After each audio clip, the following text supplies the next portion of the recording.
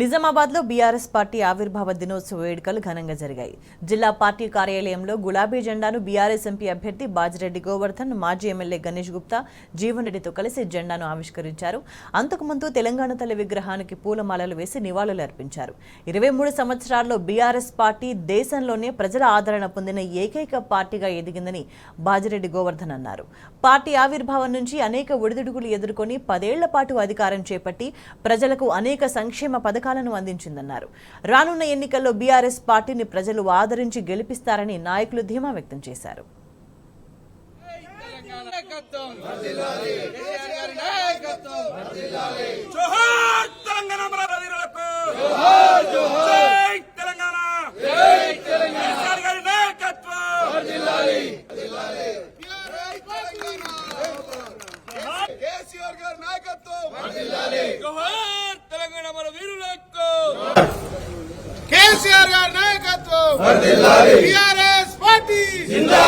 తెలంగాణ రాష్ట్ర సమితి ఆవిర్భవించినటువంటి రోజు ఈ రోజుతో 23 సంవత్సరాలు అవుతుంది.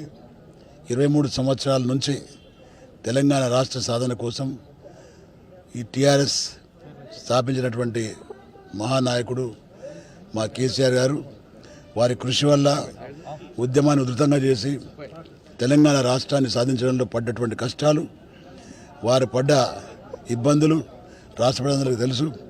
సాధించిన తర్వాత మరి ఏ విధంగా అయితే ఉద్యమం చేసి తెలంగాణ సాధించిండో వారు ముఖ్యమంత్రి అయిన తర్వాత కూడా అదేవిధంగా నిర్విరామ కృషి చేసి తెలంగాణ రాష్ట్రాన్ని భారతదేశంలోనే ఒక మంచి గొప్ప రాష్ట్రంగా తీర్చిదిద్దిన ఘనత కేసీఆర్ గారిది. రాష్ట్ర ప్రజలందరూ కూడా ఈరోజు రాష్ట్రంలో చాలామంది రాష్ట్రం సాధించిన తర్వాత రాష్ట్రాన్ని గొప్ప రాష్ట్రంగా తీర్చిదిద్దిన తర్వాత మోసపోయిన ప్రజలు ఒకసారి ఆలోచించాలి. ఈరోజు మోసం చేసి ప్రజల్ని గద్దెనెక్కినటువంటి కాంగ్రెస్ పార్టీ వాళ్ళు తెలంగాణ రాష్ట్రాన్ని దాని యొక్క పునాదుల్ని కదిలించే ప్రయత్నం చేస్తూ ఉన్నారు.